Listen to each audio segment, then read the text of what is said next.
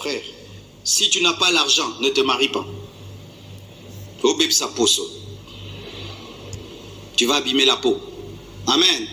Le mariage sans argent rend poète. Cherchez d'abord le travail avant de vous marier. Dieu a donné à Adam le jardin avant de lui donner Ève. Aujourd'hui, les frères, au nom de la foi, sont en train de maltraiter les femmes. Est-ce que je peux un peu parler? Ma soeur, faites attention. Il y a des frères escrocs qui savent utiliser la foi et l'église pour se marier à des filles qui ne pouvaient pas épouser dans le monde. Toi, dans le monde, frère, tu pouvais t'approcher de cette fille-là. Tu pouvais t'approcher de cette famille-là. Maintenant, tu profites comme c'est l'église. Tu profites comme c'est l'église maintenant de sauter les coudées et d'aller prendre une fille d'une bonne famille pour l'amener dans un désert que Dieu n'a pas prévu. Ma soeur, toi qui es d'une bonne famille, un frère vient t'épouser. Frère, ma soeur, réfléchis bien. Parce que toi, tu n'es pas habitué à ne pas manger pendant 2 jours. Lui va t'amener à ça. Son estomac est habitué. Lui va te faire dormir par terre. Ses côtes sont habituées. Je parle à moi. Oh, tu veux épouser ma fille? Tu veux épouser ma fille? Je sais comment je l'ai éduquée. Elle boit du lait, elle dort dans la climatisation. Toi, tu vas l'amener dans la chaleur. Tu vas abîmer sa peau? Je dis, ma fille, tu n'as pas bien prié. Ça, quand on demande le pain, Dieu ne donne pas la pierre. Ça, c'est la pierre.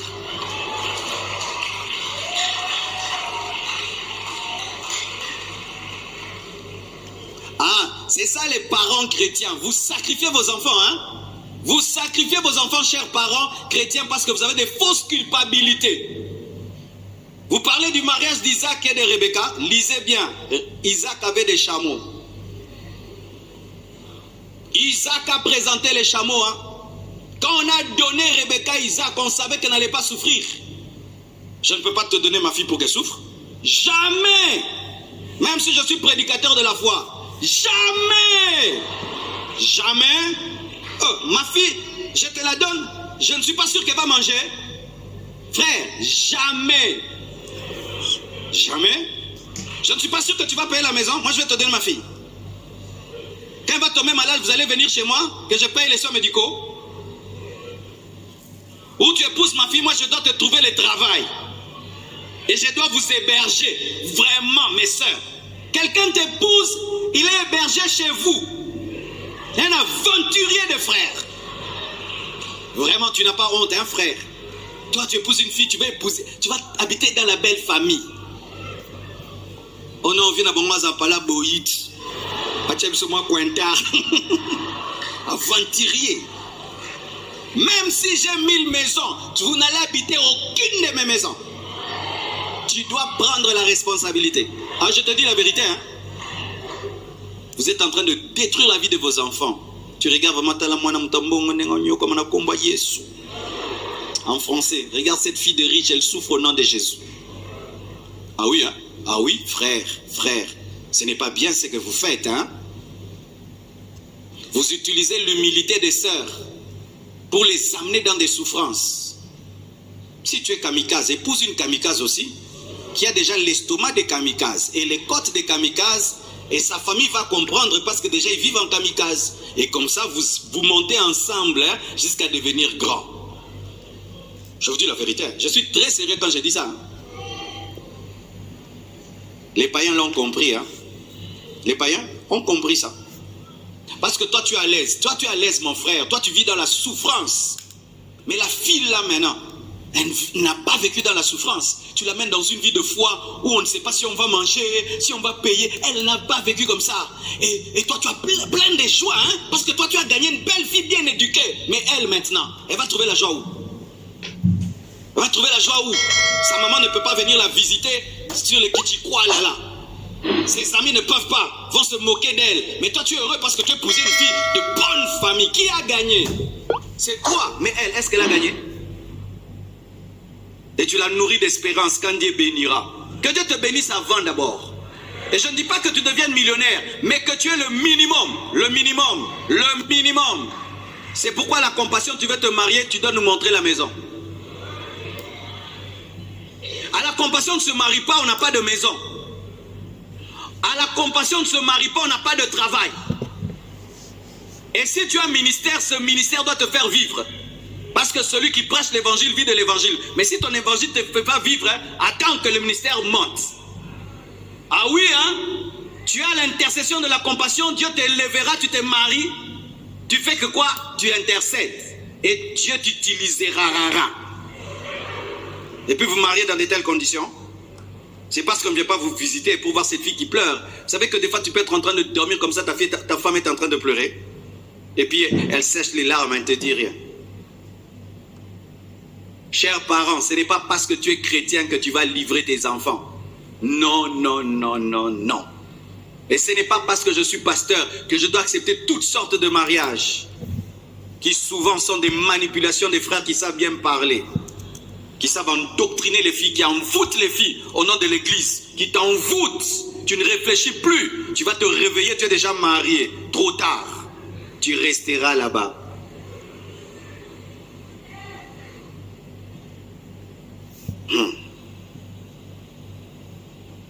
Amen.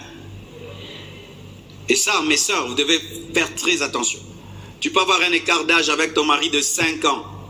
Mais si à la souffrance, tu vas paraître être sa grande sœur. Hein? Et si vous avez le même âge, vraiment tu seras sa mémé. Parce que la souffrance, quand elle frappe une femme, alors l'âge encore est accentué. Mais si c'est un frère résistant, il a déjà souffert. Lui, il restera jeune. Il est habitué à la manne du désert. Il a le corps du désert.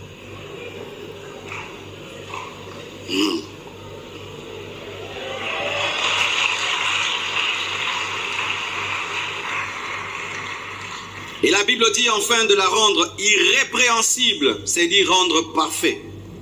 Huitièmement, dans le couple, il faut rendre irrépréhensible l'autre. Il faut rendre parfait l'autre. Rendre inaccusable l'autre. Rendre indestructible l'autre. Amen. Lorsque Dieu veut bénir un homme, il passe par sa femme. Et lorsque Satan veut détruire un homme, il passe par sa femme. Lorsque Dieu veut bénir une femme, il passe par son mari. Et lorsque Satan veut détruire une femme, il passe par son mari.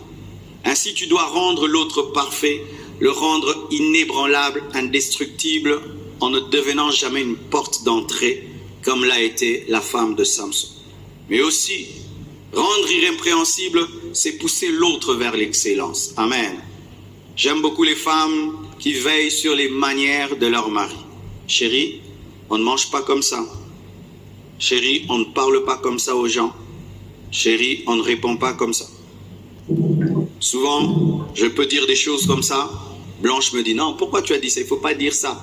Et tu vois qu'elle a raison. Tu dis, ok, je ne vais plus dire ça. Ah non, mais pourquoi tu t'es habillé comme ça? Il ne faut pas t'habiller comme ça. Il faut t'habiller comme ceci. Tu es un grand monsieur. Ah oui, c'est vrai. Ok, je ne m'habille plus comme ça. Il faut être à l'écoute. C'est difficile de changer un conjoint orgueilleux. C'est difficile de changer une conjointe orgueilleuse. Tu dis non, on ne mange pas comme ça. Et pas bisotolia rabouina maboko. Moi, mais je ne change pas. Moi, je suis toujours comme ça. C'est mon habitude. Mon habitude. Dieu ne t'a pas donné un mari, une femme, seulement pour t'accompagner. C'est aussi pour te tailler, te perfectionner. Et étant donné que chacun de vous a été éduqué d'une certaine manière, il se peut que l'autre dans son éducation a des qualités que tu n'as pas. Et ainsi, lorsque vous fusionnez vos éducations, vous vous complétez. Vous rendez parfait. Ne combat jamais, comme je l'ai dit, les qualités de l'autre. Combat seulement ses défauts. Et tu dois être comme un ciseau de Dieu qui vient pour perfectionner l'autre. Ainsi tu lui apprends. Peut-être toi tu es un homme de prière, elle ne prie pas beaucoup, elle apprend la prière par toi. Tu es quelqu'un qui donne, elle ne donne pas, elle apprend à donner par toi. Tu n'es pas quelqu'un de sociable, ta femme t'aide à être sociable. Ainsi elle te perfectionne, elle te taille, elle te rend indestructible. Parce que je vous assure, lorsqu'on étudie l'histoire d'Obama et on lit les livres d'Obama, vous allez voir que Michelle Obama y est pour beaucoup, pour que Obama soit devenu président. Lorsqu'on étudie l'histoire de Hillary Clinton et Bill Clinton, Hillary Clinton est pour beaucoup, pour que Bill Clinton devienne le président. Et si dans ta vie, tu ne donnes pas à ta femme sa place, elle ne va pas te perfectionner. Si tu ne donnes pas à ton mari la place, il ne va pas te perfectionner. Ce n'est pas normal que tu puisses épouser quelqu'un, mais qui soit sans effet. Il ne t'a rien apporté. Mais des fois, nos conjoints ne nous apportent rien parce que nous sommes orgueilleux, nous sommes résistants. Tu peux écouter tout le monde, mais pas ta femme. Tu peux écouter tout le monde sauf ton mari. Le même conseil que tu refuses quand c'est ta femme, quand c'est quelqu'un d'autre qui le dit, tu écoutes. C'est pourquoi tu dois être humble devant la critique. La critique. Quand l'autre te critique, il faut écouter. Il faut savoir critiquer. Amen. Hein?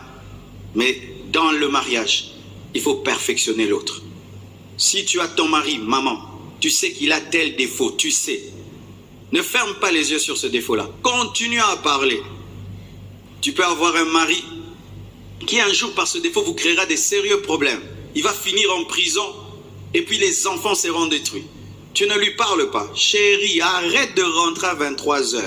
Tu rentres 23h ivre. Arrête. Il y a un homme comme ça. Il n'écoutait pas sa femme. Il rentrait toujours tard. Il est tombé dans l'eau. Hein. Il est mort. On est allé dans son deuil. Hein. Mort, ivre. Et sa femme me dit, pasteur, il aimait boire. Il n'entendait pas. Ta femme te dit tous les jours, arrête l'ivrognerie. Elle te dit, tu as des mauvais amis. Tes amis ne t'aiment pas.